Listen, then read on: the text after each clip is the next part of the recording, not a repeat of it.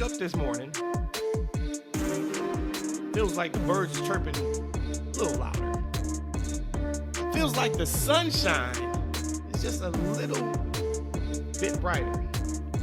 It feels like, could be in my head, but it feels like the wind just kisses my skin just a little bit more than it typically does. Maybe because I'm in Rio de Janeiro, Brazil. That may have something to do with it. I think the bigger part of it is my tribal chief is back. The original tribal chief. The guy that has started this whole thing is back where he belongs. And that is at the top of the food chain. Including, yes, Mr. Cody Rhodes. We'll talk about that, I'm sure, sometime on this podcast, as Eshaun is wearing his American Nightmare shirt, because he knew we were going to probably come for him, so he had to represent that. I feel you, man. 10 toes down, Eshaun. 10 toes down. We got our guy Brandon on the pod. What's up, sir? We haven't seen you since night 2 of WrestleMania. What has been going on in the last 4 months? You've been hiding out with Roman Reigns too? What's up? I was on hiatus with Roman. On hiatus with Roman. I like it. Well, I'm glad both of you guys are back. Rhodesia, you are, of course, in the house as well. Eshaun, my good man. I want to start with you. And by the way, this is a TFW podcast. This is the SummerSlam. We would usually do a post show, but we are doing it Sunday. So it's not a post show. We can say a reaction show. Of course, you guys know, typically we are 3 the hard way. We got +1 today.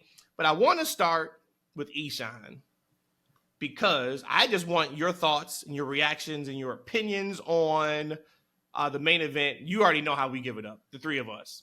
Huge Roman fans. I know you're a Roman fan too, but you are Team Cody throughout everything. You good with how the finish happened? Are you good with how Cody came across with his Superman Cena imitations throughout that match? They could not put him away until Roman showed up. Just give us your thoughts on the main event. Really, this was your main event. We talked on the preview show, and you were like, hey, there was one match you were passionate about. It was this one, and you got it. So just kind of give us your thoughts, and we'll bounce off of you. It was a good show. Overall, SummerSlam, give it an A+, 2 thumbs up. Main event is exactly what I thought it was going to be. We knew that something big was going to happen at this finish. Actually, I was on one of my Discords, Discovery Discord. Shout out to those guys. And we were kind of going back and forth and discussing like this very match. And we were talking about like some of the guys were saying Solo could win. And I was, there for that too. I was actually open to any conclusion because I'm very invested in the story. So I didn't really have my eggs in one basket or another. I just really wanted to see it happen. I particularly thought we would see Roman Reigns, and that's why I was intrigued seeing how he's introduced, what was going to happen. But I knew he was going to be on the side of good this time because Solo's been talking too much junk, and Solo has been picking apart his family, right? You think about Solo is kind of like turned the bloodline upside down. He's taking out his cousins, his brothers. He's taking out his wise men. He's been smearing his name, talking bad on him. So it made sense for the story that Roman will come back. And then one of the guys on the Discord made a good point. He was saying that, man, look, Randy Orton and Kevin Owens, neither one of them were advertised for the show. We haven't heard from them. It would make sense that they would come back. And I was like, yeah, it makes sense because in a lot of ways, like, why would Cody accept this Bloodline Rules match? Like, he doesn't have to. Like, he can't be like the stupid champion that he just takes on like this. He just takes this stipulation. It just wouldn't make sense, especially if he were to lose. Like, damn, Cody, you can't do it, right? So he had to have like some kind of trump card or something in the back pocket for this actual match. And I love the way it played out. I love seeing, my man Glock Anderson come out there spitting that knowledge, man. To sound like Glock an OG, back, man. Jeez Louise. And then, Roman Reigns comes out at the end. And like the audio sounded really weird because I guess it was like the pop or the sounds from the crowd just were like just so intense that it couldn't really capture properly. But I love that. I love at the end, you get that head nod for Roman to Cody. It was a special moment. Really good show. It's funny you brought up the KO and Orton part of it. When he signed up for that match, he didn't know KO and Randy was going to be there. He did it because he's babyface 2000. He thought he would have to go at it alone. But when they announced Bloodline rules on Friday, I think I may have even tweeted about it. If you're not following us, follow us. That's FNW on Twitter. I said this is going to be like a mini WrestleMania. That is what Bloodline rules is now. Granted, the Samoans need to stay away from Bloodline rules because they can't win one of them matches to save their lives. But we know what this comes with now. It comes with the shenanigans. And last time we had, Rock, Undertaker, John Cena. We weren't going to get to that level. But I thought it was a nice setup for Orton, for KO. I also thought the fans absolutely knew when to be ready in that match. Cleveland, shout out to Cleveland. Shout out to that crowd. They were there the entire night. They were there for everything they needed to be there for. And they were pretty quiet during that main event. And Matt had made a comment. He's like, he said something about the crowd. I was like, well, when you know for 100% fact there's going to be interference, you kind of pace yourself. Along with they've seen everything at this point.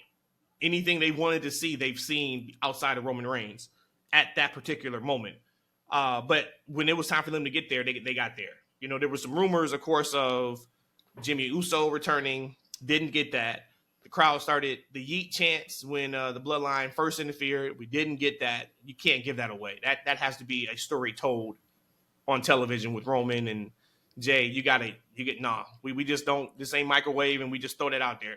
I get it that Jey Uso is Cody's guy, but you cannot have him show up for the first time against his family just to come help Cody Rhodes. So I didn't have a problem with that at all.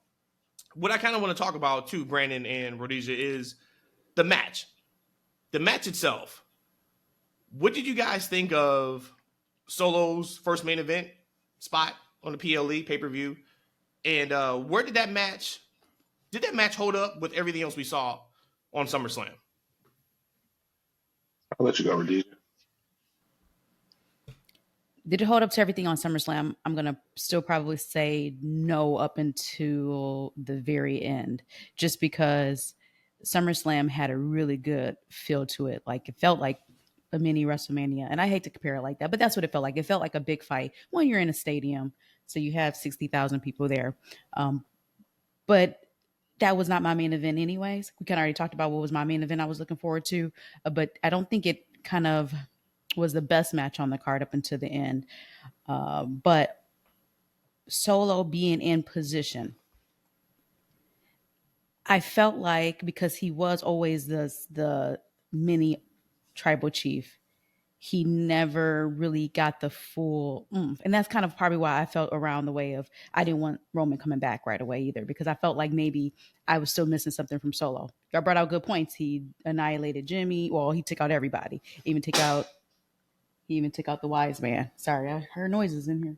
Yeah, just keep going though. You got to be a professional. No matter what's but happening if on the something's trying to outside hurt me, world, if something's trying to get me, I'm taking off. Okay, I'm from Detroit. If I'm from Detroit, I know to run. If I hear something, pause until you're gone.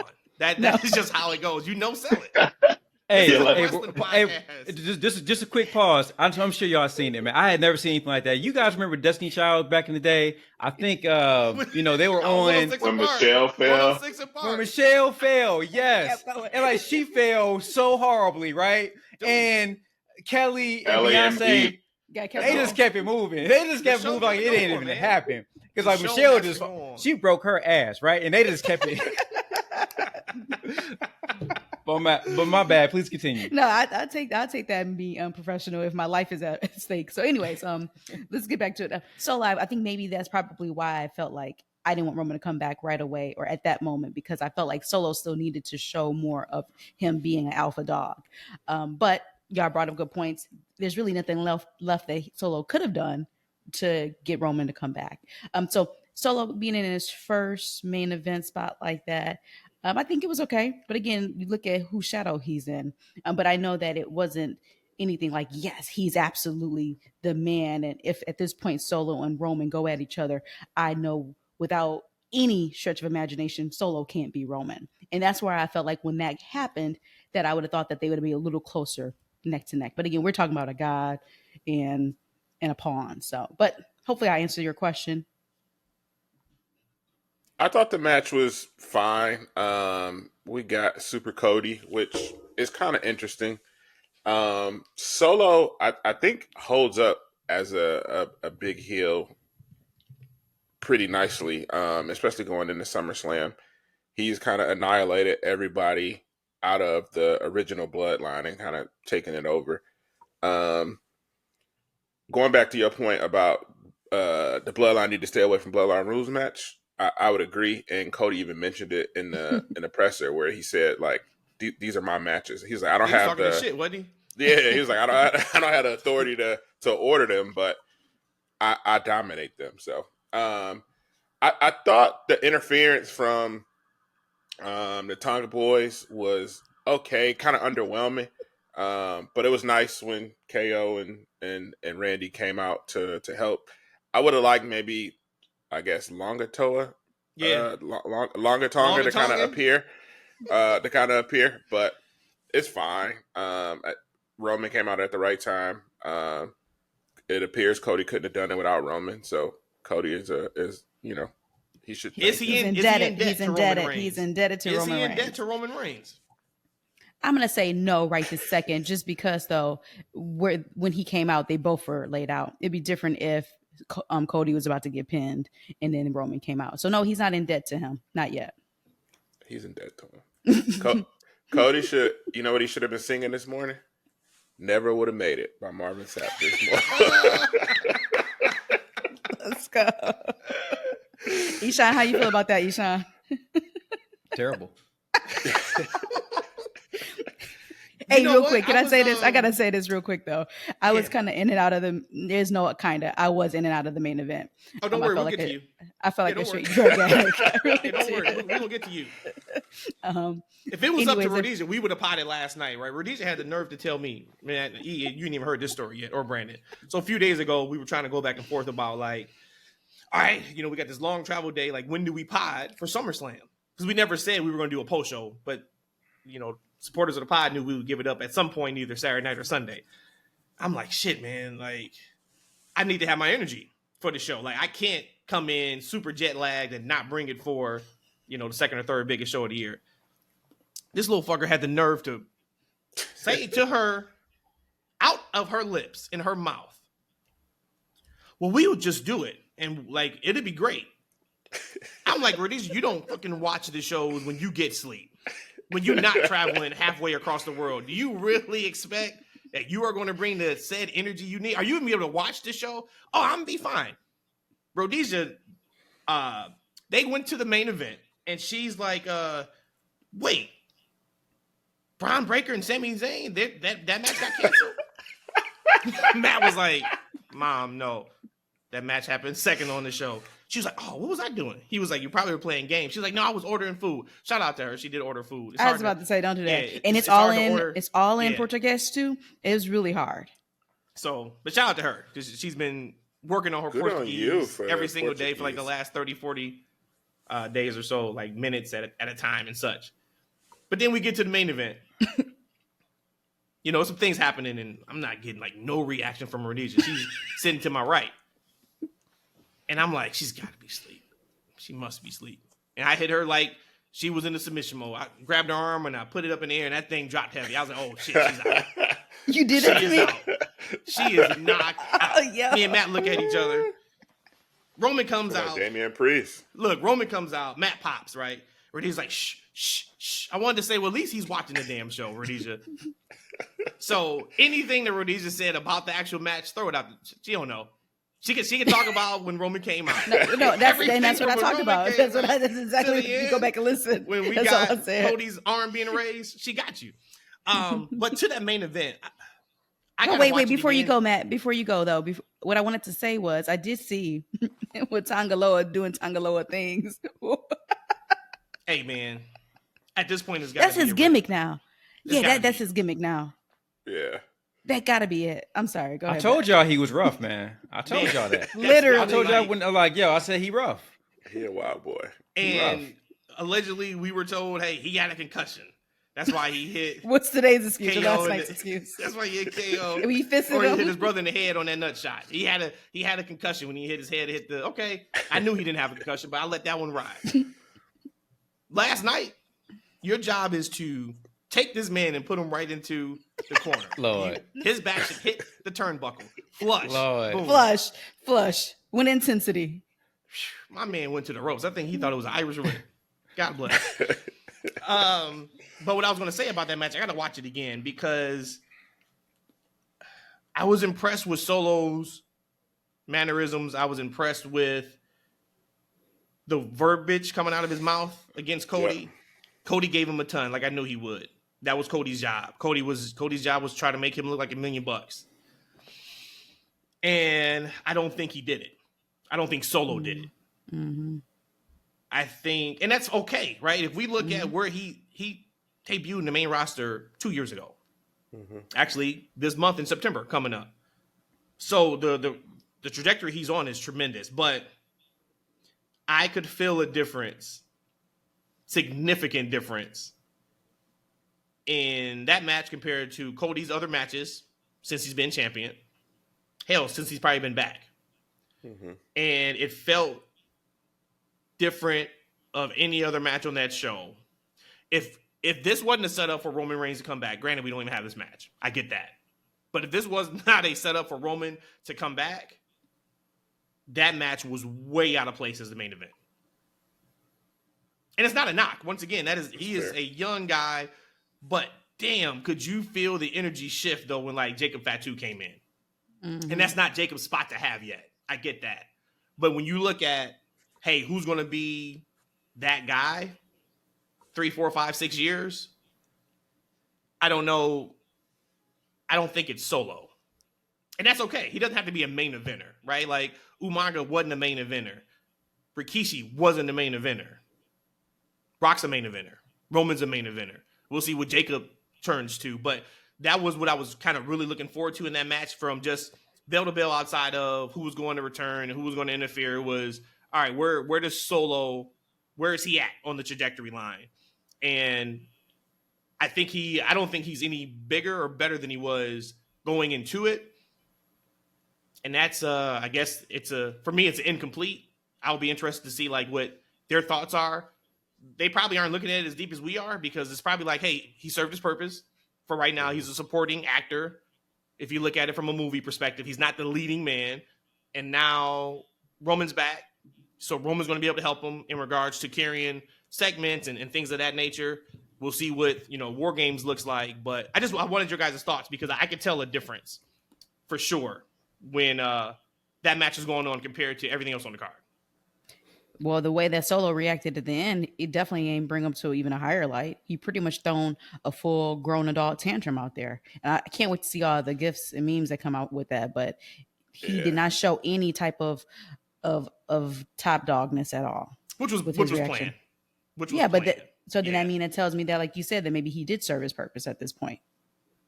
Hey, can we be fair when we assess Solo, to be honest with you? Because I said like in April, I didn't really see him being in the main event spot or being where he is now. And that was just what we talking about 4 months ago, right? And think about where he came from up until that point. He played the enforcer role for majority of the bloodline, right? He didn't speak.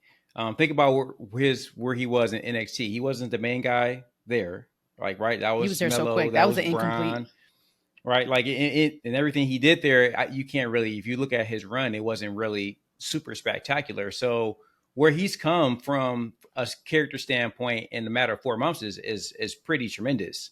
Like, right. Like I don't think most people would expect him to be able to carry the bloodline as far as he was able to carry it. Like, right. So when he gets to this moment, I think based on where he came from and his skill level, I think he would suffice. Like, right. This is all about Cody, Roman, and The Rock, really, right? Because we probably know that he probably isn't the top guy on that side, right? We're waiting for The Rock to come back, particular, right? We're fantasy booking. We don't know that for sure, but we're expecting The Rock is behind all of this. He got him, Solo's ear, etc. So I think coming from where he was, at least for me as a fan, to where he was, I think it's very serviceable. And you talk about that match, right? Because I don't know where you guys were going with it. I think it was what it would need to be, because I think you look at that crowd, we're all waiting for the Avengers to arrive. Like, right. So anything that happens before the Avengers start assembling, it's just there. Right. So everybody's waiting for that. Like, what we know that business ain't picking up until they pop up. and the crowd wants Roman. They want to see him. So until we get Roman, everything else is just cool. Like, right. So that kind of puts like the participants in the match kind of at a disadvantage as well, because like they don't have the proper investment. They're looking towards the entrance, ramp. And that's why I Like, didn't right? want Roman. One of the reasons why I didn't want Roman. I there think y'all either. talked about that on a pod or two ago. About Weeks ago. Yep, I said that. Yeah. So that's what it was, right? So what I said, this is my main event. I also wanted to see Roman. Like for most of the matches on this show, I kind of like, we all watch Arrow, big Arrow fans, right? Like, he had to fight the bad guy, and the fight was part of the show, right? But I was more interested in the drama around the fights. Like I'm more interested in Ali and Felicity, beefing and what's going on with the kid. I'm more interested in all of that. So for me, I'm super interested and intrigued on the drama and the aftermath of the show. So in my mind, to be honest with you, I want to see Roman come out too, and I want to see what he's going to do. I want to see how he's going to interact with Cody. I want to see how that dynamic is going to come. And in a lot of ways, I'm like, damn, I didn't really think about it, because we all talk about, we're going to have Bloodline 1 versus Bloodline 2.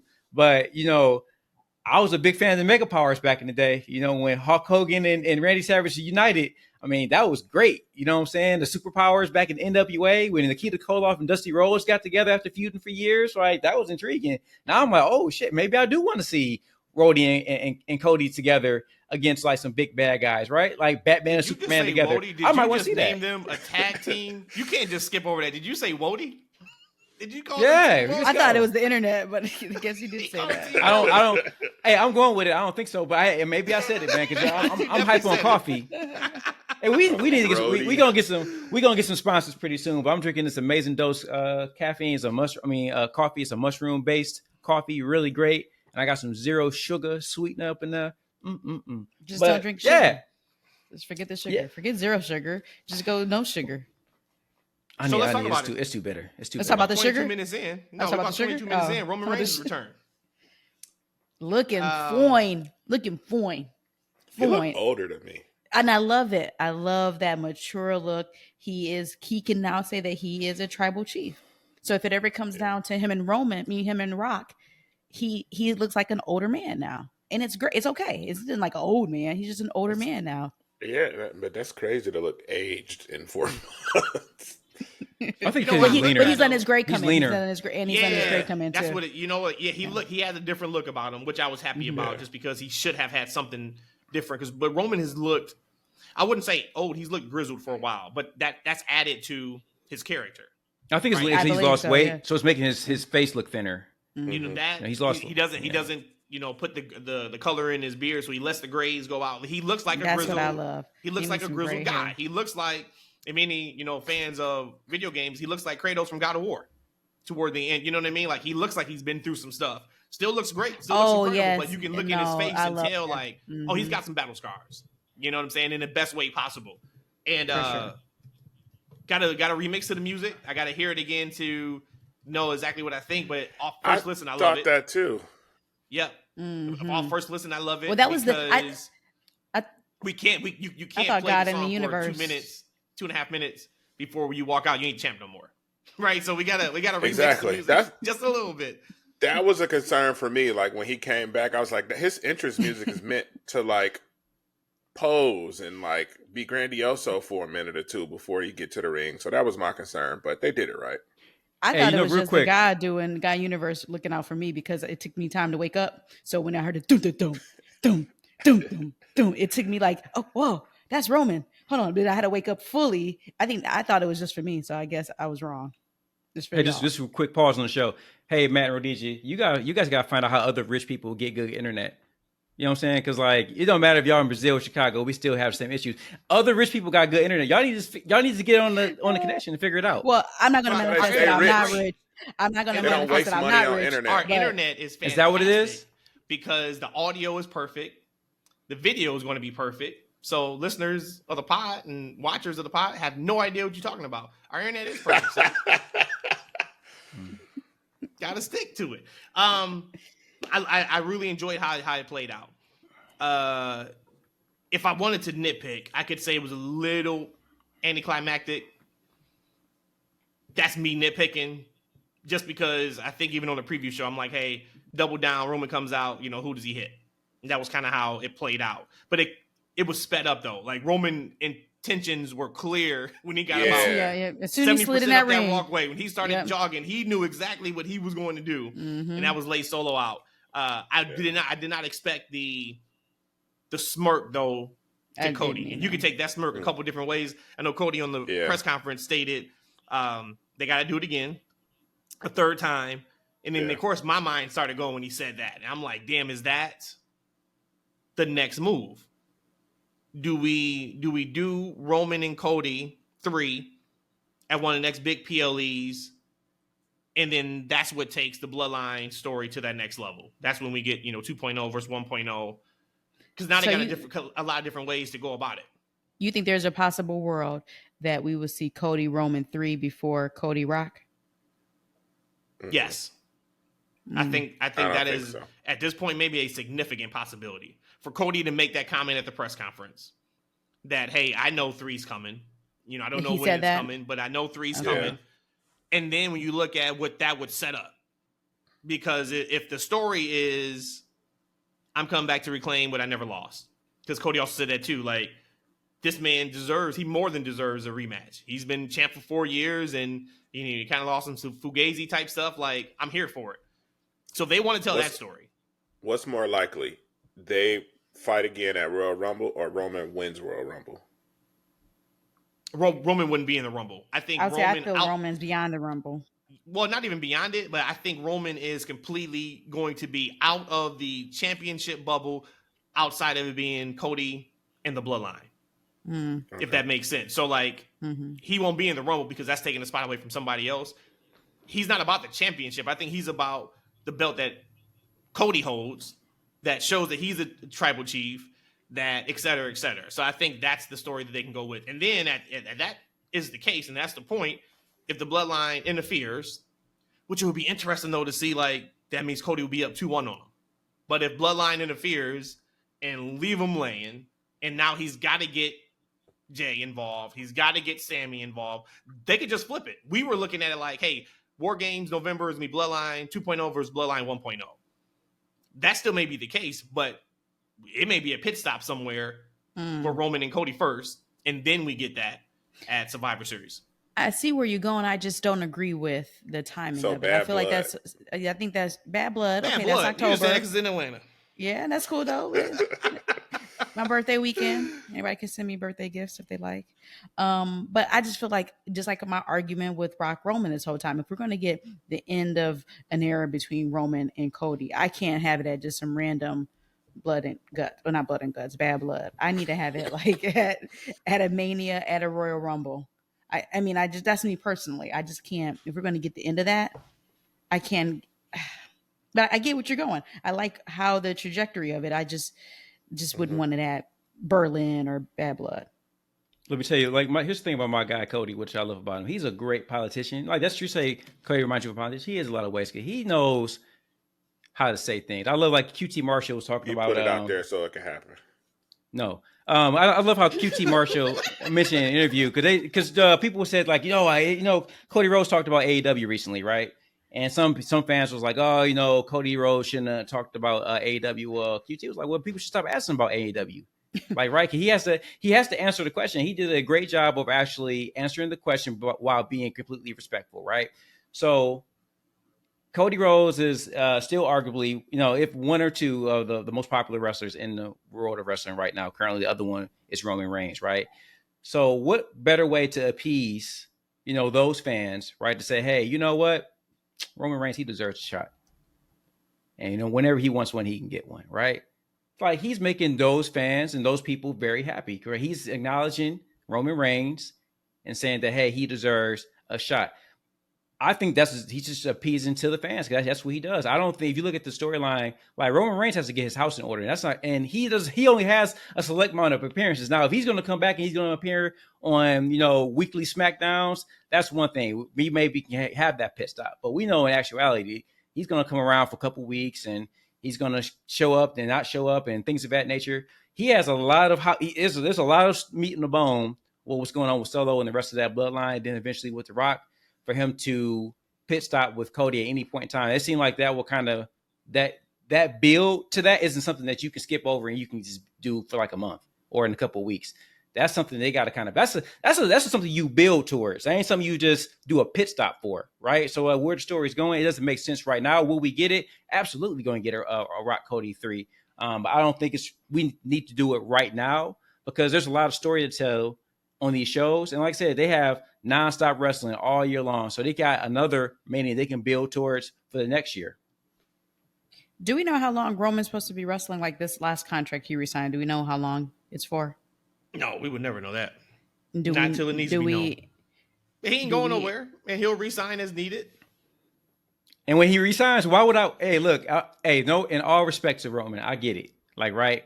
If I want millions of dollars to work the least as possible, I would too, right? Why would he get a new contract to wrestle more? That ain't gonna happen. All he can do is get older, like, right? So, like, we're never gonna see another full time Roman Reigns in WWE.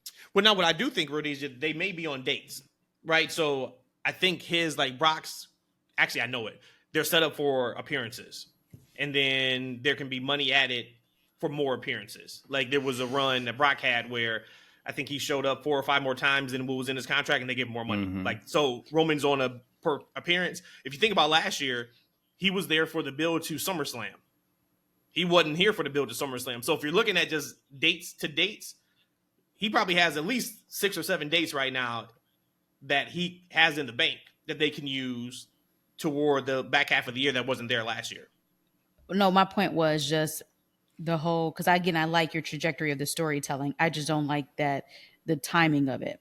And kind of to E's point about, feel like you're just rushing through a storyline when you can have, again, Cody Roman 3 being one of the biggest things outside of Bloodline. So to me, I was just thinking, well, we probably could get that if Roman planned on retiring from wrestling. That's where I was getting at. No. Is he planning on retiring soon? Not more of how many dates he has, just how long he'll be doing it for. I think the story with the Bloodline's got at least a year and a half, 2 years. And that's just that story. And it could be longer than that. But if you look at, he's got to have his match with Rock. He's got to have his match with Jacob. He's got, I mean, there's a lot of things that need to be done with this. And they keep bringing in Samoans.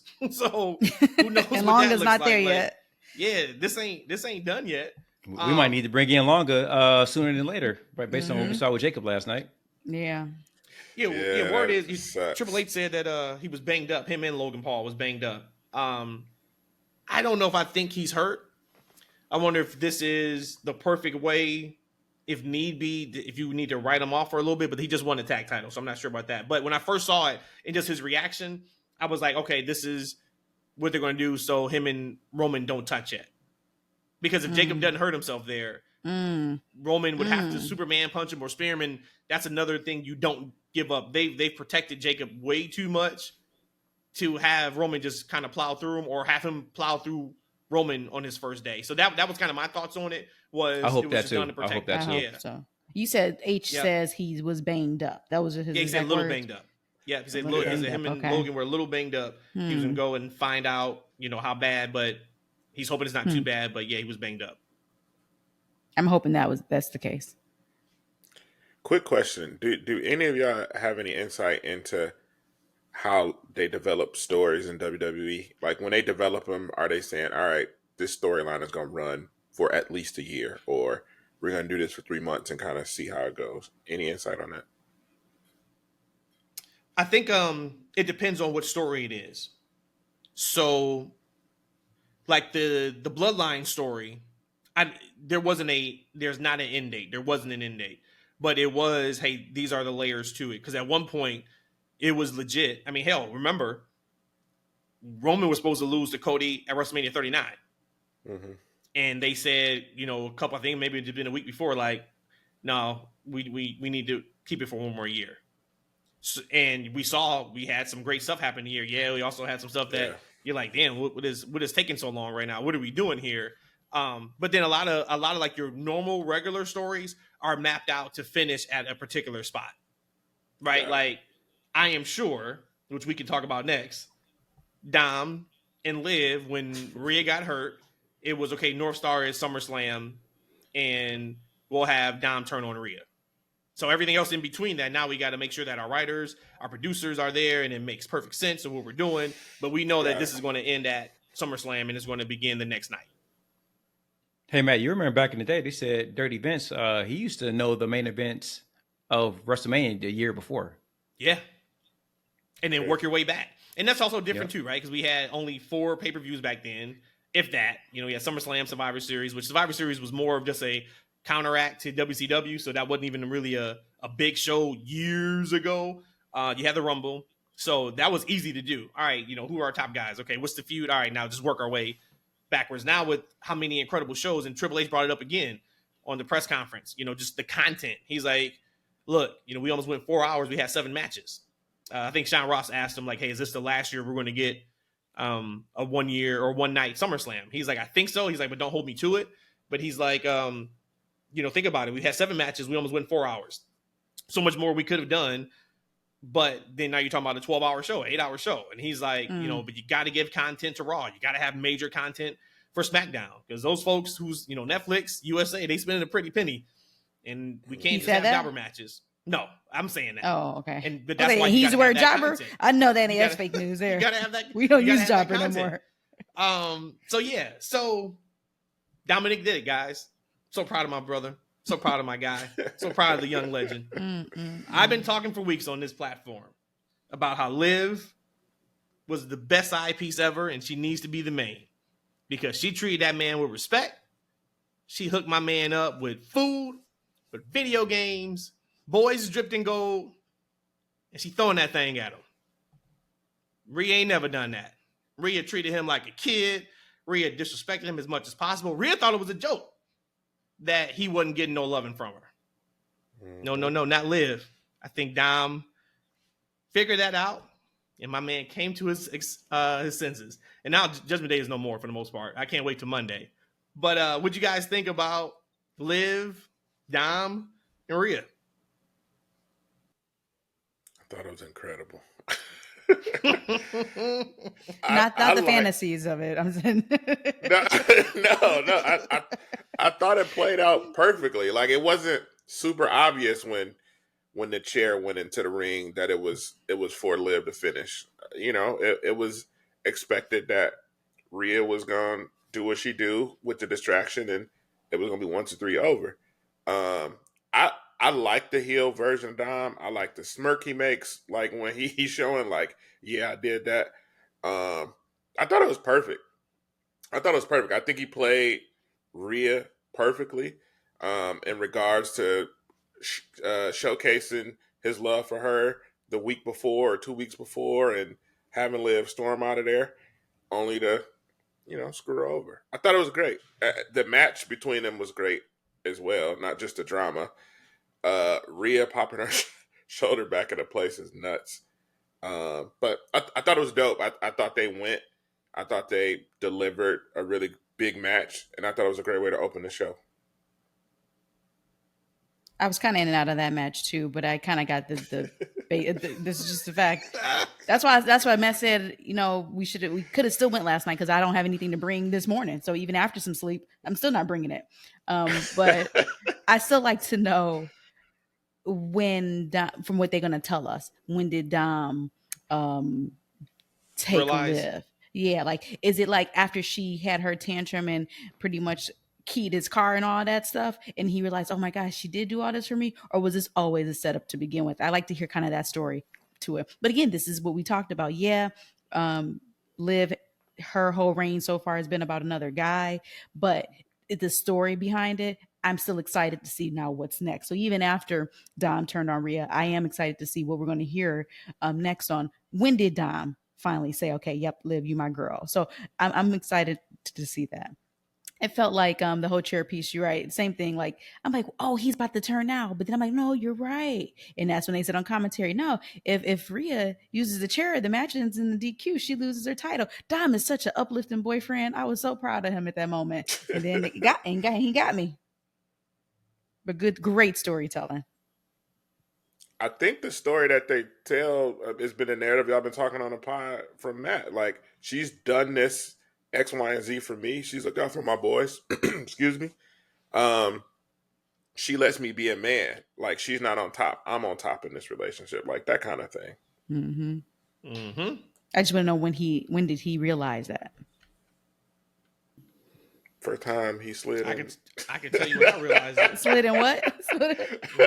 She jumped Your off first the apron bite to of that it? man, and that thing jiggled. I said, okay, he knows what he needs to do. Or And maybe God from the bless first Dom. bite of the chicken nugget. Forget all that sexy talk. The Again, hell with the chicken feed nuggets. the person Yeah. properly, and you're in there. I mean, like seriously, I he's think eating. this is like a thing. I'm sure he's eating. Oh yeah. Yeah. You best believe that. Well, it took 40 minutes to get to some sexy talk, right? 30 minutes. It took 30 minutes to get to Best sexy believe talk. that. Mm. Yeah, I Thoughts, really. E?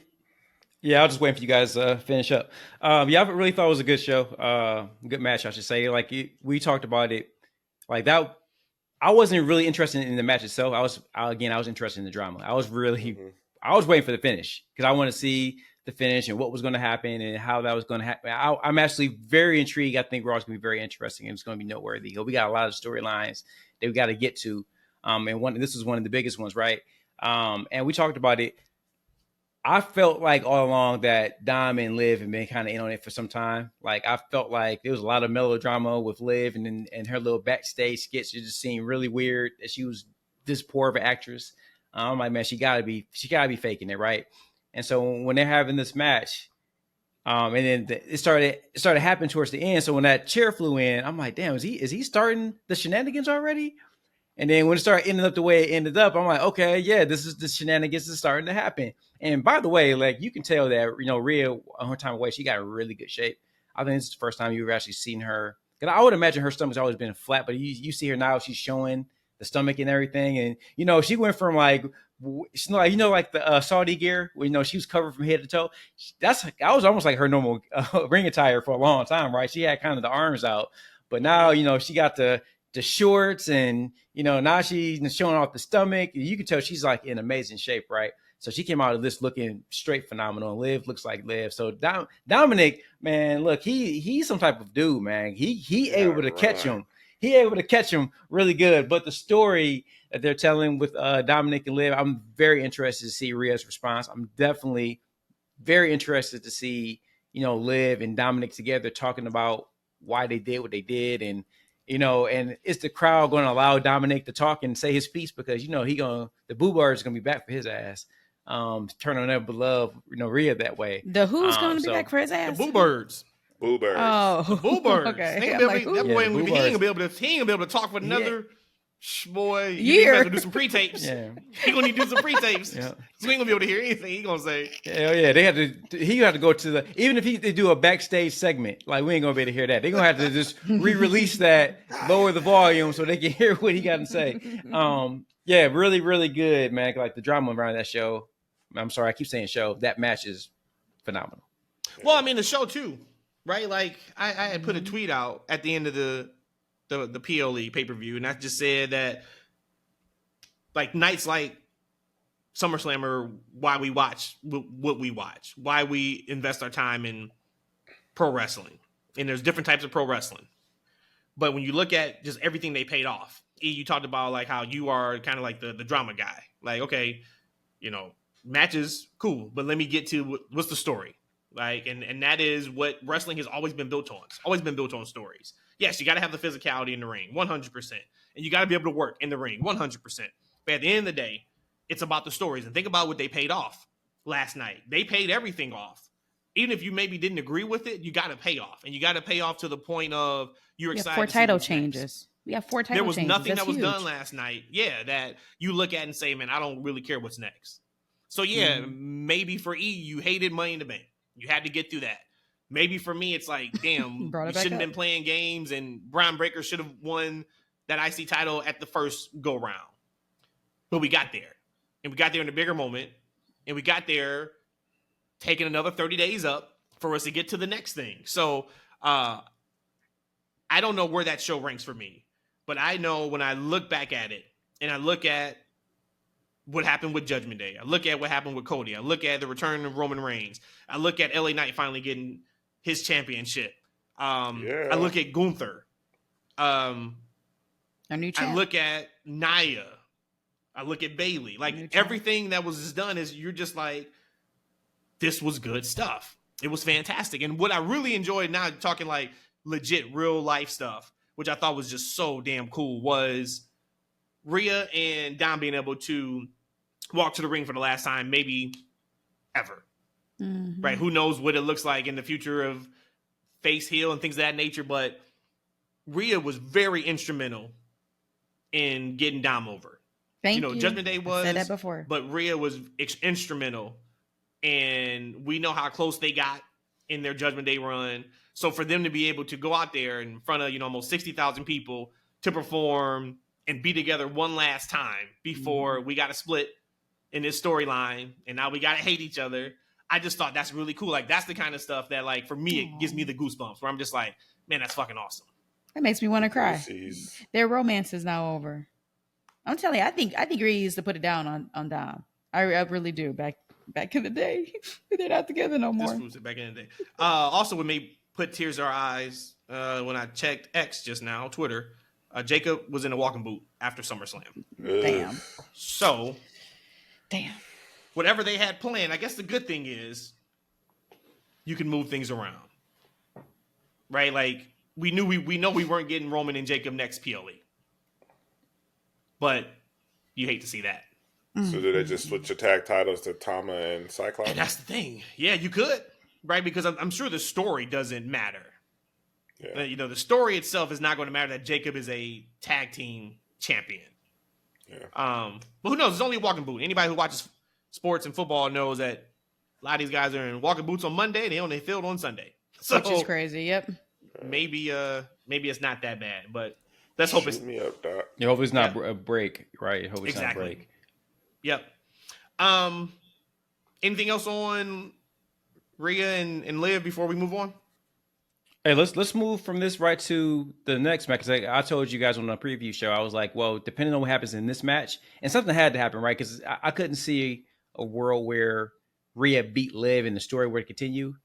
Like, it seemed like something had to happen there. And I'm like, whatever happens here, you're going to kind of think you're going to see like the ruffles like happen with the Gunther and Damian Priest match. Right. So when it happened, I was like, okay, par for the course. That's what I thought. But then I also was like, it's going to be tough sledding for Priest to win this title or retain the title against Gunther. Mm-hmm. And I still thought the better thing to do was to have Finn get involved when Damian didn't want him involved. Somehow Gunther loses, and then, like I said, he gets his rematch at Berlin, and then he wins. But they went with Gunther winning. I don't have a problem with that in the slightest. Judgment Day is over. It's what I had said and what we had talked about for weeks and weeks and weeks. Talk about Bloodline 2.0, 1.0. You're going to get some semblance of the Bloodline with the heels, with Liv, and now you got Rhea and Damian on the outside. Now, I do want to say this, and then you guys can go back to storyline. Rhea's a piece of shit. Where was she at for Damian? When Rhea was a heel, all she did was put hands on male wrestlers. Body slamming them, suplexing them. She thought shit was all funny. She's heartbroken. Everything was all great. That's why. That's where she was, right? She's heartbroken. She's crying She in a couldn't corner. help Damian in that No, match. because the last thing we Jay's heard, shoulder. last thing we heard from Finn that he was going to do anything for the Judgment Day. Now we know that his intentions was Damian not being in the Judgment Day, but in her mind, Finn said, "Okay, no, I got this. I'm gonna take care of Judgment Day." And so she's over there crying, trying to figure out what she gonna do in her life. She's weak. Yep. She's weak. She's a weak person, unlike Liv. Liv is strong. Okay, Think so about the things Liv had to do. okay. So when she slit his tires and all that was okay. That's not a weak moment. I mean, I was slicing Spray tires painting too if up I did everything? all that for somebody. You let you come home and I bring you some chicken nuggets and I I let don't you eat chicken. if you did, okay, and then I do all that and what? your tires getting slashed too. I'm just Wow. saying, but yeah, so That's fine. No, I'll slap it on your did think car. How about that that? was crazy. But we've been asking for a Finn Balor. Hey, give me something, Finn. They Agreed. They got to rebuild Yes. now around him being the focal point and him being that heel that we've wanted for a long time. So super But how excited do for you that do too. that with a tag title? Like, he needs to be doing this, in my opinion, independently. He needs to be the alpha of his group. Yeah. But hopefully this is the start of that. That's the plan. This is the planting the seed of that. Because I guess now, Matt, to your comment about thinking that this was going to be prolonged maybe one more month, and um, Gunther winning in Berlin, maybe they just say, hey, you know what? Let's take this band-aid off now and get both of them off on their own, talking about Rhea and Damien. So I've always felt personally they had incredible chemistry together. Now, do y'all see them being together in some way, or is this going to be just a completely band-aid rip-off and y'all go in y'all separate ways individually? I hope they go separate ways. Okay. I just love their chemistry together between Rhea and Damian Priest. It is electric to me. So No, they'll still be together because now both of them have Judgment Day. They have a common they have a common Yeah. enemy now. Yep. They got a So common those will enemy. be Get together. a mixed tag match on Monday Night Raw in a couple weeks. I know if they wanted to, they could take Dominic and Rhea on a house show loop and sell that joint out and have them on top. Yeah. you said Dominic and Rhea Yep. and against each other? Yep. Ah. Put that on the house shows. And of course, Put that on a regular show so I can see it too. I want to see Yeah, it. but I I don't like know how they feel intergender matches about done. intergender matches on television like that. You can get away with doing that at house shows. And of course, Dom would get no offense. Like he would completely get squashed every single night. But that would sell some tickets right now. Yeah, That's a free they've one, had WWE. intergender matches, right? We've had Rhea versus Tozawa, but like I said, Tozawa just got obliterated. I don't think we've ever seen man on woman violence. We've seen women on man violence, but we haven't seen that. I don't know how comfortable they are with that. But you think about like the current dynamic, and this is why I said that, like Damien couldn't retain, right? Because if Rhea couldn't lose and get turned on by Dom, and then everything be good on Priest's side, because that means that Priest will still be involved with the rest of the Judgment Day, and of course Dom is still there. So the dynamic will be very, very strained for the most part, right? Especially with Rhea coming in, it made sense that like if the hammer's going to drop, it was going to drop all at one time, right? And those two are going to be out of there. So now you look at the trouble for Judgment Day. You got is Finn has a beef with Damien. Like, right? And now Rhea has a beef with Dominic and Liv, right? So we need another person thrown into that on Damien and Rhea's side, right? Could that be Jey Uso? I mean, he ain't doing nothing until he gets involved in the bloodline. Could he get involved and, maybe we get, Jey and Rhea versus Dominic and Liv? Maybe that's the thing. Do you not remember what Rikishi said? He said that is not happening. That is not happening. What did he say? What did he say? I'll say Jey. Listen what Jey said. Go ahead, Matt. What happened? What happened? Pops, chill the hell out, man. Like, let me do my job. Let me work. He said, let me work. He said, let me work, Rhodesia. Like, let me do my thing. So he like, yo, I'm over here doing my thing, right? So you could see, Jey maybe involved in that dynamic because Damien has his hands full with Finn and the rest of the little pit bulls, right? So somebody has to kind of come on their side to help out and to be interested. And as you guys said, it's like, I think the Judgment Day, as we know, is going to be over. I don't know if Carlito has officially, will he be made part of the new Judgment Day? But this is just, me thinking outside the box. I just had this thought in my mind. Like maybe we get like a revised version of the Bullet Club in Judgment Day, right? Bring up the good boys, the good brothers. Like, right? AJ ain't really doing nothing right now. You could do that. Like, right? Maybe he keeps his protege, like Finn keeps his protege, JD there, right? You get rid of Carlito, he was never there anyway. Maybe Dominic is just with Liv, like they do their own thing, right? Maybe we get a revised version of what we see. That might be better for the overall team, but I would like that. The possibilities are kind of endless for them, and that's I'm with you. You're welcome, Cody. That like the tag team titles. Like that doesn't befit like a main event heel. But I don't know if they're going to position, Finn in that type of way, right? Which it makes sense to take the title off of Priest to where now they're not in the main event. This is just going to be a match on the card, grudge match, potential blood feud. They can do that with Finn and Priest in the current state, unless they do something to kind of elevate Finn going forward. So starting next week, where does Gunther go? Who's challenging for him I know Damien can't mess with Gunther right now because he has his own business to take care of with the Judgment Day or whatever this is going to be called. But what's next for Gunther? Usually, we don't say that for a person who wins the championship. We usually say for somebody who loses it or doesn't win the championship. So what's next for him? Mm-hmm. I always thought of like Jay. potentially Jay, right? I thought about that too. I can give Jay something again to do before he gets he's involved gonna with the lose. bloodline. No, Exactly. he's gonna lose, man. Exactly. He's That's- going and that's exactly. the problem with that. Yep, that's exactly. But I kind of imagine like Gunther kind of like being like that lazy king. Like in those shows where the king is just on the throne and he's just kind of slouched and he's just waiting for somebody to challenge him. Like that's what I kind of imagine like Gunther being why he's champion, right? Because there's a lot like you think about Seth, Drew, and we haven't gotten to him yet, and Punk. They're all kind of involved in each other. And something else, right? yeah, exactly. Damien is involved with because he's being involved with the Judgment Day. He's gonna have that's things going on. Sammy just got his ass whooped. The only person left is Jay, and Jay got some he has places to work, right? He can work with the Judgment Day and Rhea, or he can work with Gunther and lose again. I don't know who else they have on that side besides like Jay that can kind of come up and challenge him at the Berlin show. You think could it's be too interesting soon to for see, Ilya? dude. No, hell yeah, it's too soon. No. Just because He we know been he's getting gonna lose. Brian whooped, We know he's Brian gonna whooped his lose, ass for but- 3 straight weeks though. Right, yeah, it's too, yeah. If anything, that's Braun's next thing. Yeah, Hey, Ilya, Matt, keep him hey. away from Gunther. Hey Matt, you remember when everybody was like mad that Ilya he didn't advance in the King of Ring tournament, Yeah. whatever, right? They're like, oh, they missed make it another. But what has he done since that? He's lost almost every single televised match he's had. And that's why I talk about just how fickle these fans are. They were only saying that because of who he was going up against.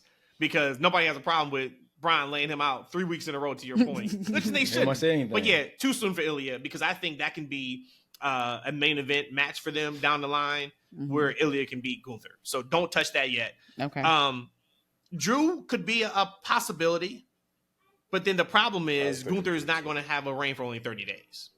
So that's a great problem to have, but that's the quote unquote problem to have. You could run some type of tournament on Raw, so you get somebody who comes out of nowhere, and it makes sense if you did that. But I am interested in that. And the other thing that I really like too, and Brandon, kind of give me your thoughts on this, because it could be a good or bad thing, because it happened a lot on SummerSlam. People let their personal feelings get away of their professional goals. Rhea had Liv beat. She didn't take advantage of it because she wanted to hit her one more move, et cetera, et cetera. Punk had Drew beat at one point, but then he saw the bracelet with Seth, and they started going back and forth.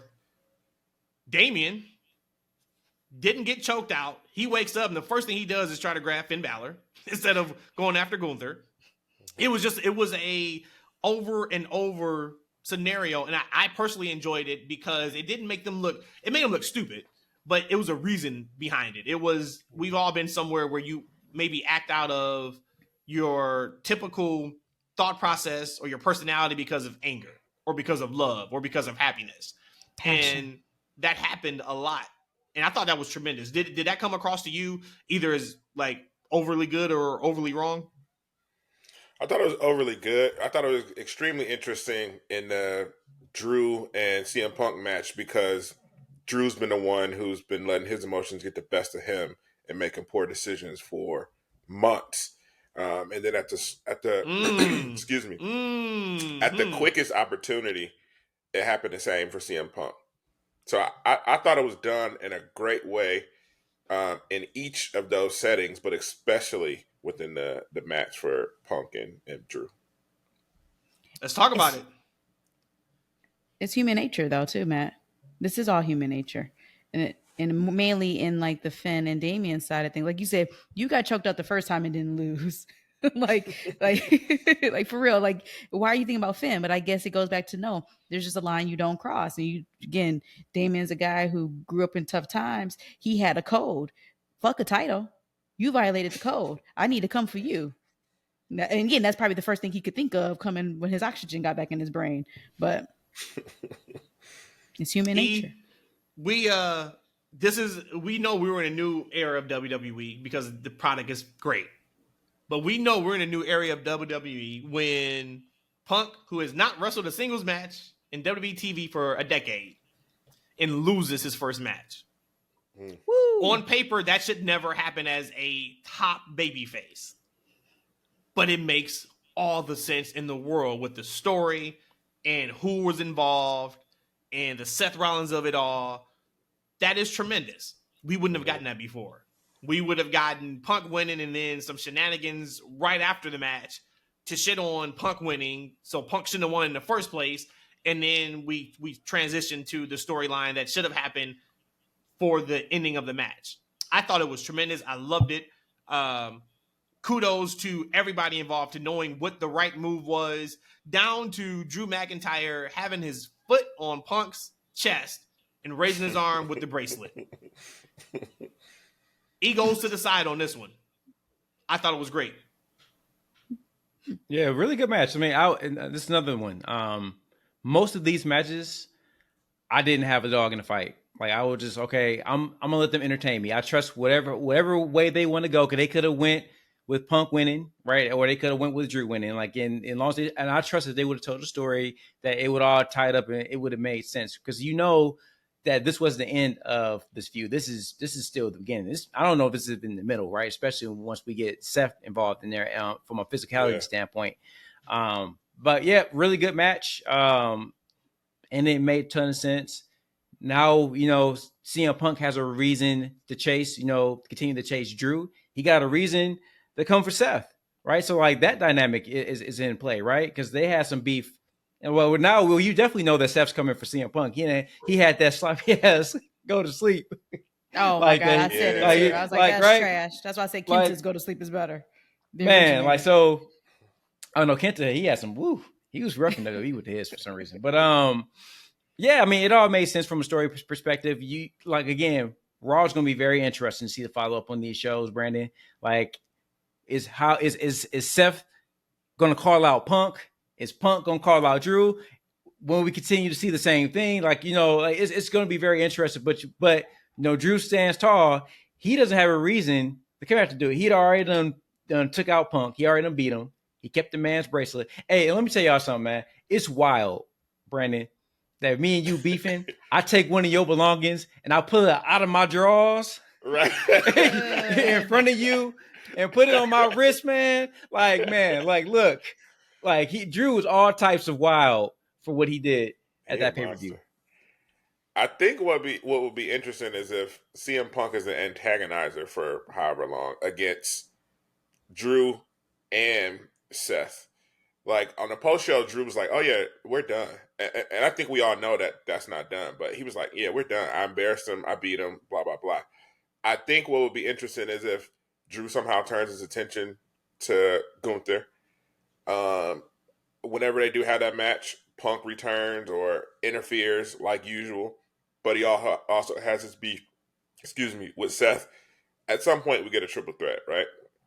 At some point, we get a triple threat between them three. But I think Punk goes on a tirade where he's antagonizing them both, and we get that three-way at some point.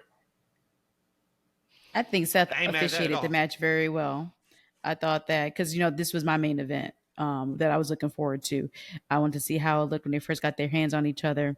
I was okay with it. I felt like Punk maybe played the dog a little too long. But again, he's an old school wrestler, so they kind of story tell a little bit differently. So I'm okay with that. But I thought Seth did a really great job officiating. I think from what we saw there, it is now going to be Seth and Punk on their own solo campaign against each other because Seth got put to sleep and he still was fair. He took a couple extra seconds, but he was still unfair in his officiating. I like Drew, like you said, going over to Gunther and then separate that for a time. I don't know if I want a triple threat right away. I want to see how this Seth and Punk can play itself out. I think this is probably a good point in the road where now Drew has beat him, dominated, got his bracelet back, and he can kind of leave this storyline for right now. I want to see just Seth and Punk going at it. Where before I'm okay with all three of them and kind of interchange each person. I think right now, just from what we saw last night, I'm ready just for Seth and Punk to go and do their thing and give us gold on TV. But I'm not mad if they do the togetherness. But I want to just kind of see two separate, complete storylines because it can go out pretty far. I agree. I agree with everything you guys said. I thought the match lived up to what it needed to be for us waiting for this since, really January or February. Punk looks solid. Punk, the last thing that's ever going to go with Punk is his psychology. So he can go as long as he wants to because the psychology is so on point with how he works the match and where he puts things at. I thought that Drew was on offense as much as he should have been, but then also thought like, all right, Punk, it's time to come back. And his comeback was really, really quick because if this is a damn near a blood feud, I need just a little bit more from Punk, but that's, once again, that is me completely nitpicking. I don't have a bad thing to say about the show, so like I got to nitpick somewhere. That would be my only thing. I like the idea, Brandon, with Drew going after Gunther because that makes the most sense. Like, because I am done with Punk. I beat him. Mm-hmm. Now it's time for me to move on back to what I should have been all along, and that's champion. Mm-hmm. You just got to do that finish right, and we can't rehash it. And rehashing, I mean, just Punk showing up again. Punk did say, you are never going to be champion again as long as I'm living. Yeah. So you could do that for sure. And then we're still where we need to be with Seth because that match has to happen also. I love Seth basically telling Punk it ain't about you and it's not always about you. And then I love Punk telling Seth it's never about you. It's never about you. I was like, see, I wanted to smack the shit out of Punk when he said that. Don't talk to my boy like that. That is fantastic stuff, man. Good stuff though. Yeah, it was. It really, really was. So then what we had, I don't have anything to add to Braun and Sammy. Just, I'm happy he got his moment. I didn't see it. Of course. Yeah. And this guy, somebody, and I love it, right? But somebody needs to tell Braun, you are a heel. Braun got on the press conference and was the biggest baby face in the history of WWE. Brandon, did you see that? I did. Could he have come across as any more likable than he did?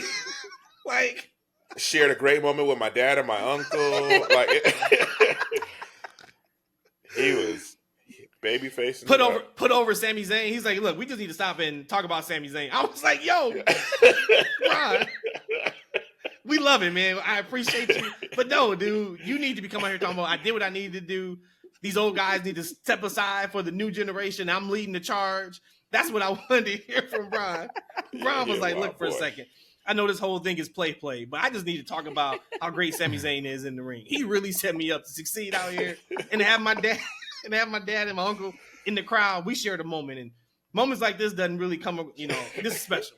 This is was really, he smiling really through the whole time too? Of course he was. Yeah. When I tell you the biggest baby it was a wholesome interview.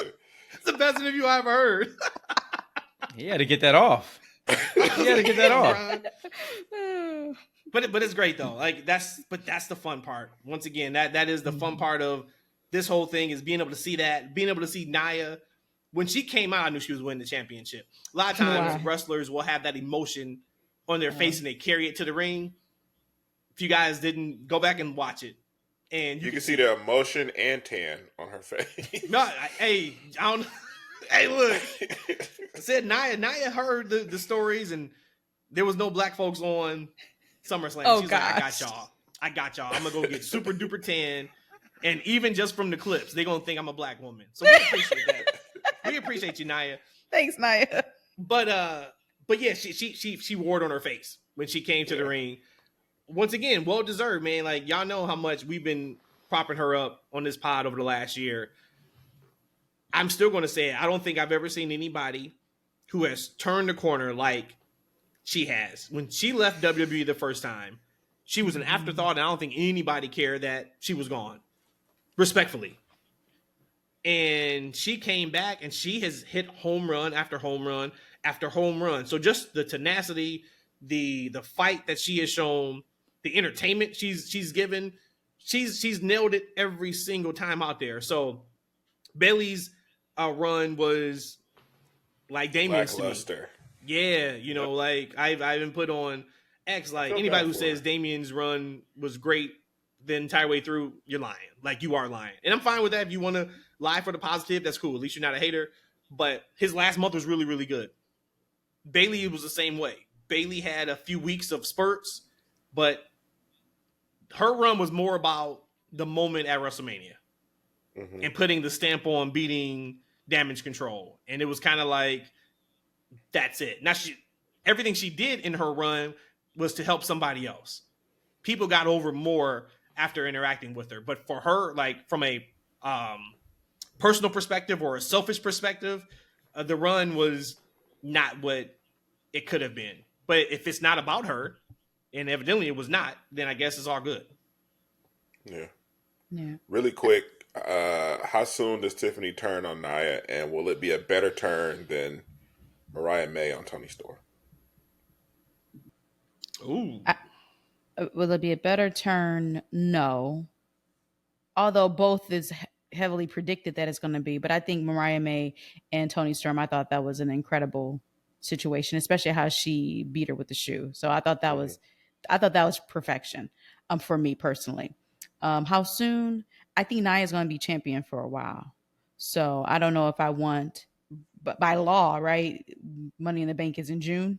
So we have to make sure we get there before June of next year. But I would say probably we're going to get past Survivor Series before that is even a thing between Nia and Tiffy. Cool. Yeah, I see what you're saying about. I think you're talking about the storyline aspect, like the actual moment between Mariah and Tony, like that. That was great, right? But That was just incredible. the storytelling before and after wasn't really there, right? The You just after watched was the show. terrible. After is terrible. And I'm so disappointed that I like those characters, man. I thought they had the potential to have a really, really great feud, even after not really kind of telling the story before the turn.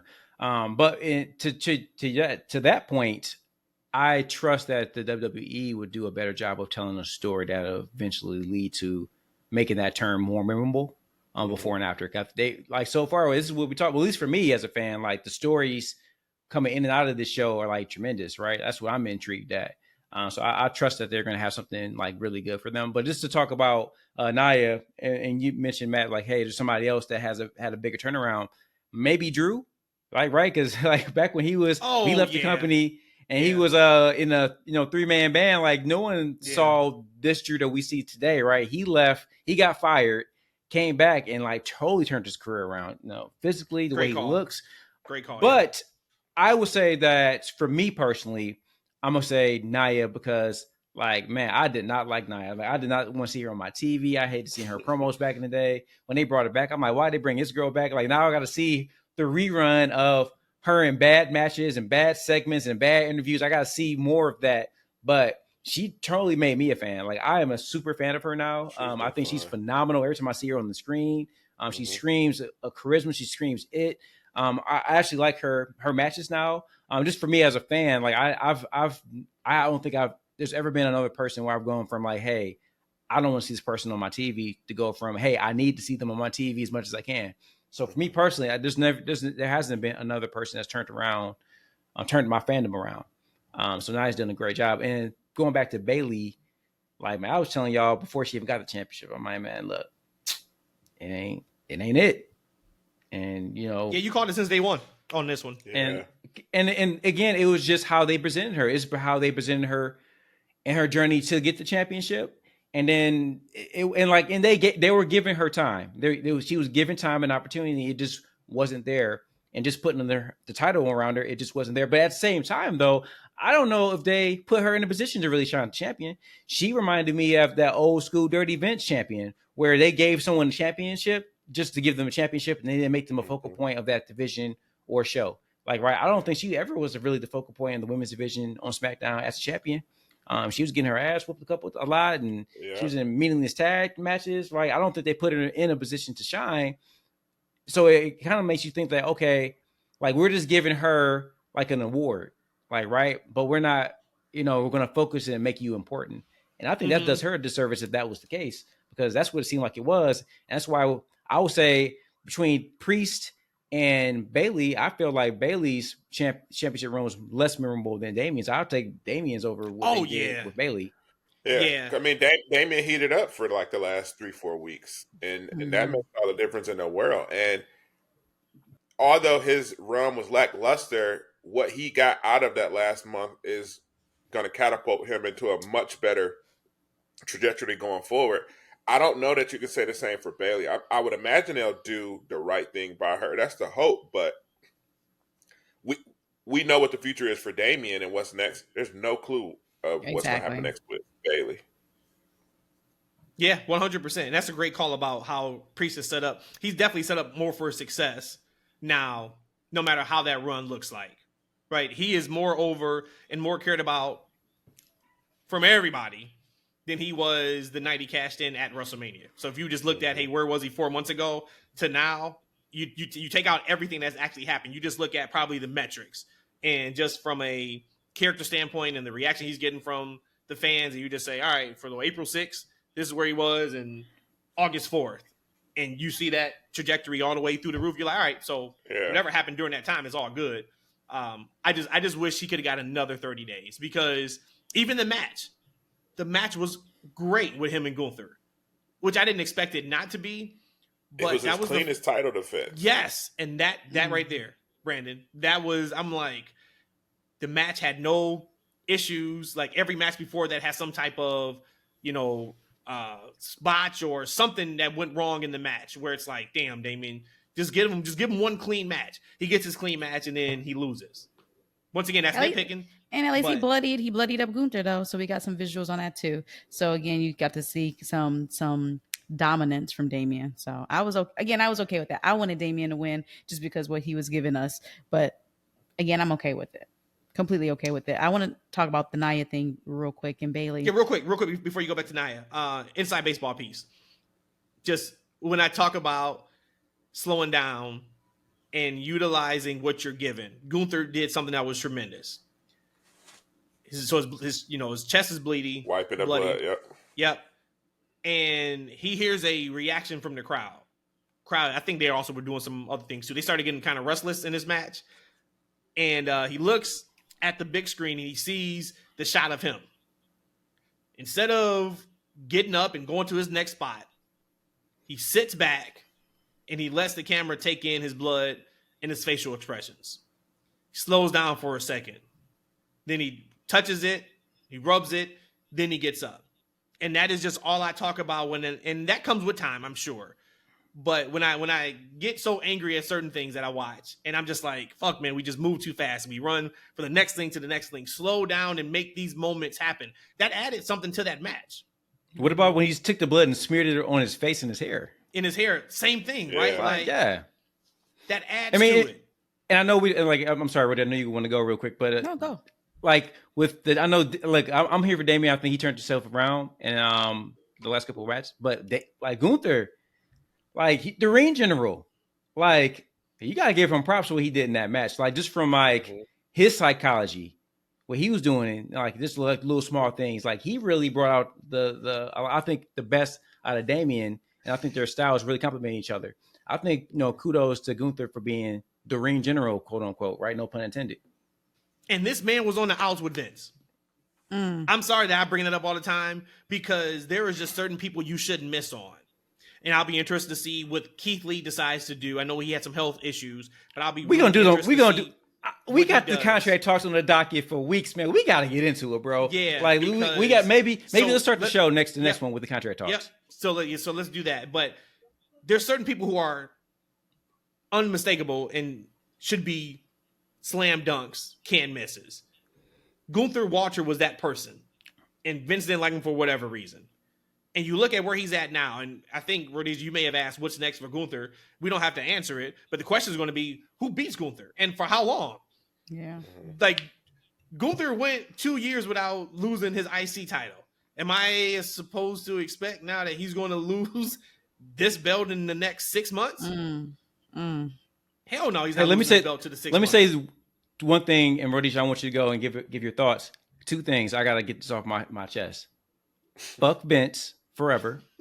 And fuck Hulk Hogan forever. Those Vince and Hulk Hogan are the two biggest pieces of shit of wrestling ever, man. Like Vince McMahon is a horrible fucking person, and so is fucking Hulk Hogan. Fuck those two guys. Please, Rhodesia, I want to hear your thoughts. I can't follow that. I was just gonna say, as far as the Nia piece, I remember when she first left the first time. And even hearing one of her, she did an interview. She was over it. You know how y'all mentioned that nobody wanted Nia, like respectfully, nobody cared that Nia was no longer with WWE. But also, it sounded like from her too, she was like completely over it. Like, and not even sounding like she was bitter. It was just like she just was She over sound bitter. it. Yeah, She sound bitter. I took it more of like maybe she could have been bitter, but she was over it. Nonetheless, she's over it. Oh no, she was like, "Oh no, no one wants to be in that company. Everyone Yeah. hates it there." Yeah. She was giving it the business. And then she comes back, and like Matt said, or the question was, have we ever seen anybody career ever turn around like this? And I'm gonna say no. And even so much so, I just wanted to read Triple H's response last night that he posted on X. He said there are a lot of reasons why this one hits differently. It's been incredible to witness Nia Jax's ascent into Queen of the Ring, and now at her first SummerSlam ever, your new WWE champion. And like I can feel the meaning behind that, because H knows, like, hey, I knew it was up with Nia. I'm happy that she's back and she's able to be this Nia that we all kind of thought and knew that she could be. So for me, I'm so happy that she won. You said she came out as a Black woman last night. This picture here, she looks a little bit browner. So, but I give it to her. The optics is there, right? When she first came to the ring. But overall, I think her, just like Gunther, their reign is going to be long. So long the king and queen in this case. Her presser, she was very gracious in her Was presser. Yeah. I'm going to go back and watch. Yeah, Actually, I love need to that go back she- and watch she- the match first. She talked about it was her idea. Actually, Tiffany brought it up. It was Nia's idea to be paired with Tiffany, and it sounded like it was a lot of backstage stuff too. She said it happened at Elimination Chamber on that trip to, I think they were in France, Australia, right? Australia. Perfect. And Nia was just like, look, she's a young girl, and I just wanted to take her on my ring. Like, something about her that I gravitated to. I knew I could help her, and I guess like to the point where Nia is like giving merchandising ideas for Tiff like all the time. Yeah. So that is a legit real relationship. So that was really, really cool too, to see that and to hear that that this isn't just a pairing from the office of, hey, you two should be together. This is something that Nia. So I bring that up because you talked about the investment, right? She went from completely being on the outs with the company, being jaded, which she probably should have been, to now giving ideas backstage, being completely in it for somebody else that's not even her. It's awesome to see where they are. But all that comes across on television though. Right? You feel it. Yep. You see it. Yep. Anything I think it was Tiffany's idea, or Tiffany said it was Nia's idea to brand the Money in the Bank case the way it is because of she bought her first Chanel bag or something on one of those international trips, and Nia thought it was a good idea to kind of do the Money in the Bank case like a purse or whatever it is. I love that. And that's fire because you look at It somebody fits, like, yeah. and it may have even been Cody. Cody talked about there was a text message that went out to everybody in the company of the legends who were going to be in attendance. And he said the text message had the bios of them, had their photos.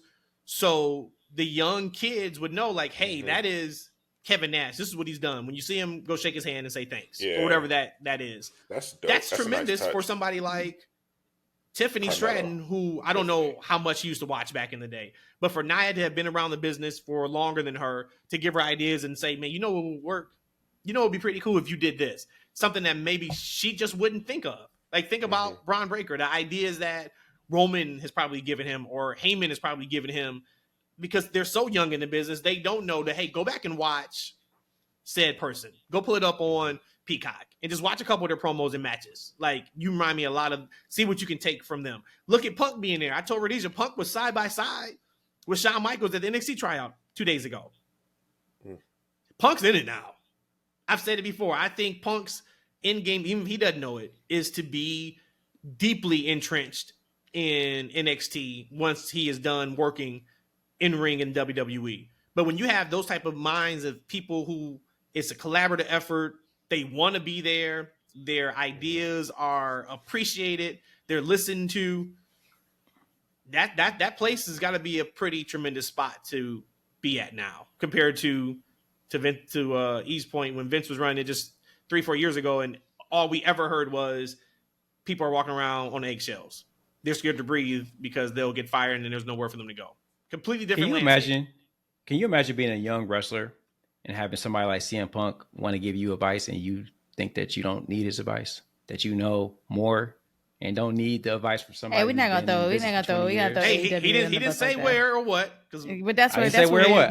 That's where we're he implying. just said, though. "Could you imagine?" That's- And that's no, Yeah, can you imagine? Eshaun, I Because cannot imagine. because we're talking about, I'm Yeah. talking about Tiffany Stratton, right? Like Tiffany Stratton is taking advance from now. So here's the thing: Nia Jax's been around for a long time, right? But we don't talk about success, like how much success has she really had up until this point, right? But she Mhm. knows that she's a veteran, and she has something she can learn, she can take from her, And like she's right. made And so enough she's mistakes to learn from to share. and she's Mhm. mature enough to say, hey, I can learn from this person in any situation. I just think it's just a great lesson for learn from anybody, that hey, you can learn from anybody and be open to learning and listening, and you can be better from it. 100%. And speaking of Nia, I said it months ago. I'm gonna say it again. There's only room for one queen in the WWE. Here we go. Doom, doom, doom. Charlotte's return is gonna be fantastic. And if they do it right, that parlays you right into Charlotte and Tiffany Stratton, which is gonna be ridiculous. Ooh, So, yeah. Business is Yeah. good. business is very good. Business is good. Lastly, Brian Breaker and we didn't talk Brian and I don't know if it was LA Knight. No, and, LA Knight. Logan LA Paul. Knight and Logan Paul. Yep. Thoughts? It was a good match.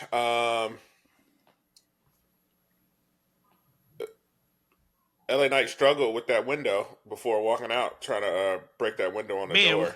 That was Yeah, that should that should have been a pre-tape and then you should have skipped it. I saw that and I was like, yeah. that was it. He got it eventually, No. though. Yeah. He said I no. was like, no. That was bad. That's funny. They all can't be winners. I thought it was a good match.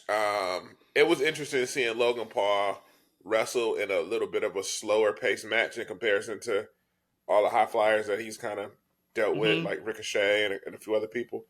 I didn't see his match with Roman, but I imagine it was probably similar to kind of how that went with LA Knight. It's nice to see him get his moment. He was really good in the presser too. Very jovial. It was cool. Nice spot with the springboard moonsault outside. that was Man, That was really good. he's a dick outside of work.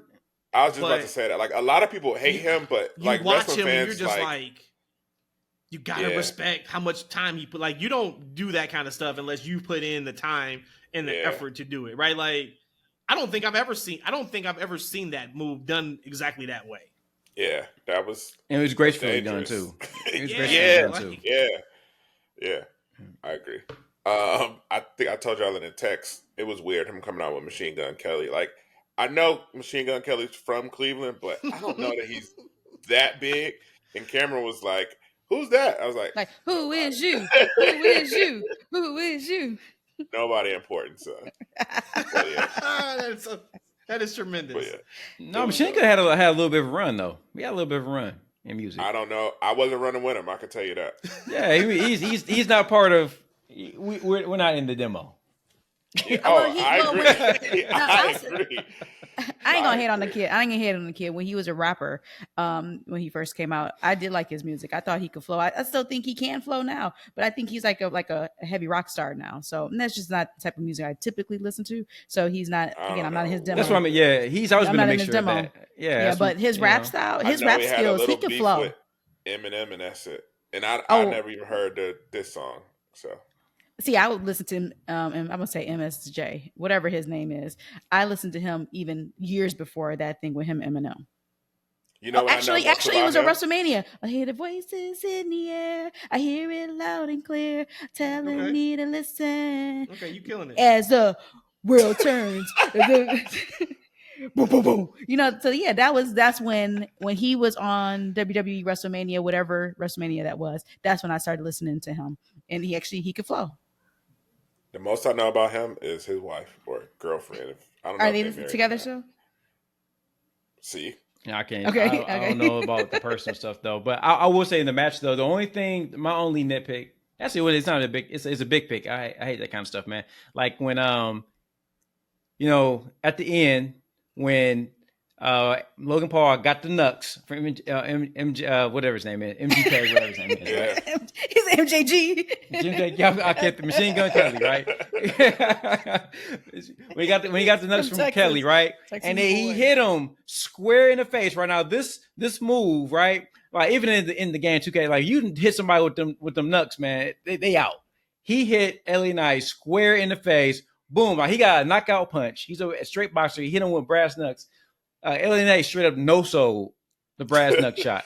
Like killed it forever, right? And gave him his finish in the match. I guess they might say, "Hey, we got to wrap it up." But I really hated that why even do the spot if you're just gonna no sell like a powerful that's like a super cheap shot finish, right? And they just no sold it. So now anytime someone hits the brass knuck shot, it's gonna take away from that, right? Because LA Knight can just no sell that boy and hit his finish and win championships with it. You know what what looked like a more vicious punch was the real punch. Yeah, that was. When he hit looked that, like I was he like, caught okay. him. Yeah, I was like, is it over here? And then I looked at his hand. I was like, maybe does he have the Nux? Like that was a great shot. Great shot. I thought when I saw that, one thing I thought was okay. Maybe he's going to retire the Nux. Because you're right. Like you shit on. Can't use it now. Yeah. The other part I thought was like, was he not supposed to hit him? Because in the world of professional wrestling, that spot doesn't make sense. No. Nothing about that spot makes sense. Yeah. So I felt the same way. But there were a couple of those in the show where I was like, even a couple of the false finishes in Solo and Cody, I was kind of like, probably didn't need to do that false finish because you once again, the return on investment is not there. But that was definitely one of them. But I do appreciate that Knight got the victory. I also love that they are treating this like a major title for him. Yeah. If you look at, how he's being talked about, even just from inside of the wrestling business, a lot of the other wrestlers tweeting about him, you would have thought he won the world title. But I think that just speaks to how far he came. If you think about he's about to be where he fired was- too. Right. Dirty, stupid Vince about to try Seriously. No, to seriously. Max Dupree. So you look at, Vince he hit on people, Bianca. But if you look at the people who struggled on the main roster at some point or who were on the way out, Bailey struggled. Rhea struggled. Gunther. LA Knight. Like Priest didn't take off until they made the Judgment Day irrelevant. Roman Reigns Same was thing with always picked as being that guy, but he had a moment where, and everybody's kind of got to go through that moment to get to where you need to get to. We know that you got to have some trials and tribulations. But if you look at the top of the card, Cody's a completely different performer, but that would be interesting to look at the top of the card right now and see who really struggled under the Vince tier, not had a moment where they got to grow and they got to learn, but who really struggled under Vince and still made it. That would be a fun kind of look back to see. I bet you it's a lot. But that's with any workplace. I mean, if you have a culture where we are going to, all those things you mentioned, we're going to encourage ideas. We're going to make sure that your voices is heard. Maybe we can't put in place what you're saying, but at least you felt heard. You don't feel like you have to walk on eggshells. You have safety in conversations. You can speak your mind. That is all going to turn into a great place to work at. And when people it's clicking on all cylinders, greatness comes out of that. Sustainable greatness. Because like you said, because Vince, he had, like you said, his heavy hitters, for sure. They're going to be etched in the books of history.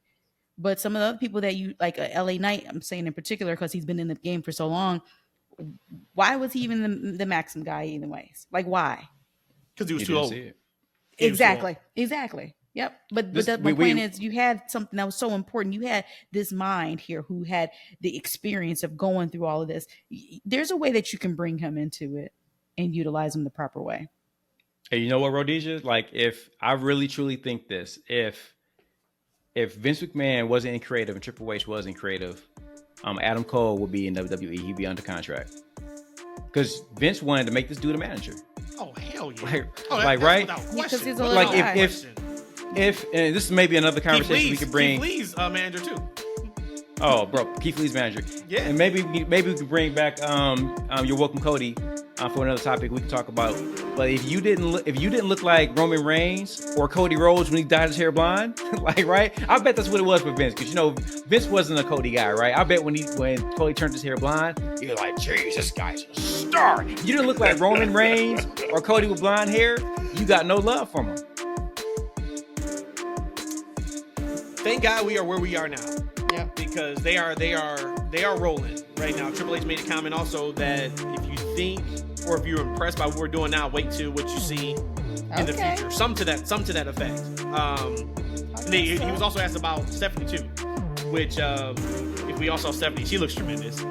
That woman doesn't age, or she does, like, she looks great and fantastic. But she was there. He was asked at the press conference, "Hey, is she under any type of contract with WWE?" Triple H said no, she's not under any contract. She's not in an official role.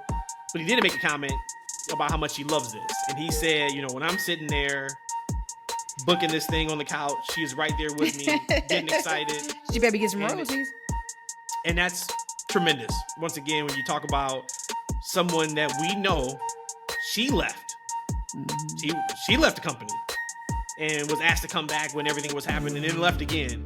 So for her to have had such a nasty taste in her mouth of her family's business to leave, and now when I'm at home, she's getting excited about storylines and characters. When this thing is in your blood, this thing is in your blood. Like, it has a hold of you. Once again, I thought last night was a tremendous example of when you watch and you get paid off, that glow you have, that feeling of, this is why we do what we do, this is why we watch what we watch. So kudos to Triple H, WWE, and everybody for a tremendous show. I thought the in-ring work was really good. Dave Meltzer came out and said that it was not, I guess, and this was an angle show, so if you only cared about angles, it was good, but if you cared about in-ring, it was not. I completely disagree with that. But I thought it gave you everything that you wanted from a wrestling fan. So once again, kudos. I'm excited to see where they go for Raw, because the landscape for Raw has completely changed. Mm-hmm.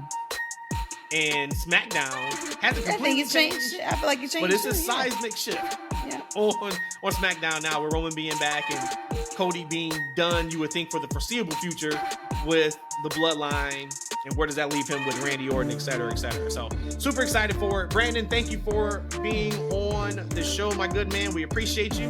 By the time you are on the show again, we'll be talking about securing tickets to WrestleMania Let's in go. Las Vegas. And So he's you got a going few with more us. weeks to work on your Atlanta brethren over there to talk him into showing up to Las Vegas and doing this TFW thing the way it needs to be done. All right, so you got a few more weeks for that. But If I go appreciate on you that guys. trip- Y'all got anything before we get up out of here? Guess he's gone. But Brandon, what you gonna say? You said before you go on that trip, what happened? I said, if I have to go on that trip, I'm gonna be staying at Palace Station somewhere off strip.